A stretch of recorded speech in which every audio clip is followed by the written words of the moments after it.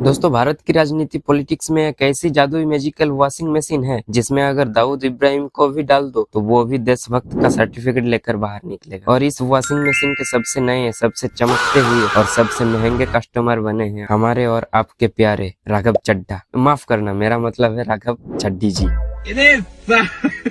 स्वागत है आपका सबसे मसालेदार और सबसे बड़े पॉलिटिकल रोस्ट में। आज हम उस नेता की ऐसी धोती खोलेंगे या कहूँ चड्ढी उतारेंगे क्या? ये क्या बक रहे हो?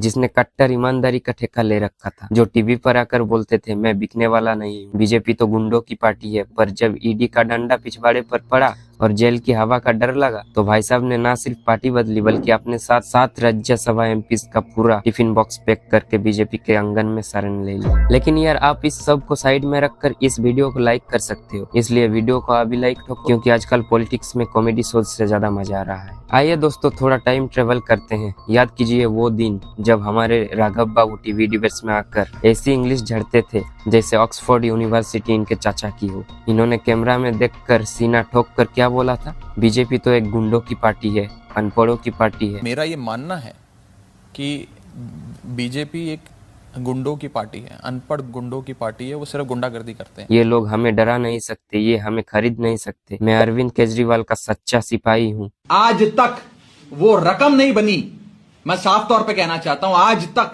वो रकम नहीं बनी और वो शख्स पैदा नहीं हुआ जो राघव चड्ढा को, आम आदमी पार्टी को या अरविंद केजरीवाल को खरीद ले। मैं साफ तौर पे अपने विरोधियों को कहना चाहता हूं।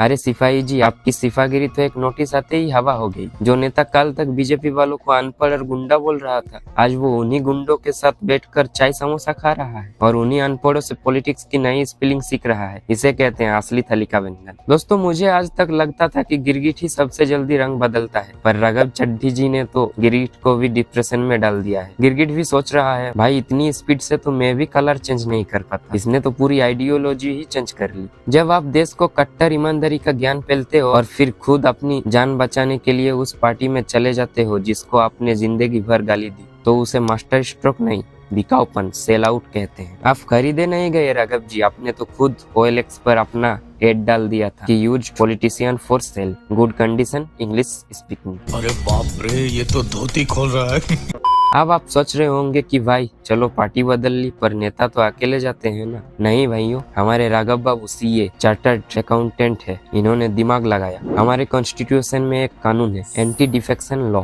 इसका मतलब है कि अगर आप अकेले अपनी पार्टी छोड़कर दूसरी पार्टी में जाते हो तो आपकी मेंबर ऑफ पार्लियामेंट MP की कुर्सी छीन ली जाएगी, आप डिस्क्वालीफाई हो जाओगे। तो हमारे CA साहब ने क्या किया? इन्होंने मैथ्स लगाया। कानून कहता है कि अगर पार्टी के 1/3 या उससे ज्यादा MPs एक साथ भाग जाए तो उनकी कुर्सी नहीं जाएगी, उसे मार्जार मिलना माना जाएगा। तो भाई साहब अकेले नहीं गए, इन्होंने आम आदमी पार्टी के 7 और राज्यसभा MPs को अपने साथ लपेट लिया। ये 7 लोग भी डर के मारे अपना बोरिया बिस्तर बांध कर चल दिए। मतलब आम आदमी पार्टी की आधी लंका तो इन्होंने ही दहन कर दी। अरे भाई, अकेले भागने की हिम्मत नहीं थी तो क्या पूरा मोहल्ला साथ लेकर जाओगे? इसे बोलते हैं गद्दारी का होलसेल बिजनेस। अपना जमीर तो बेचा ही, साथ में 7 और लोगों का पैकेज डील बनाकर बीजेपी को दे दिया।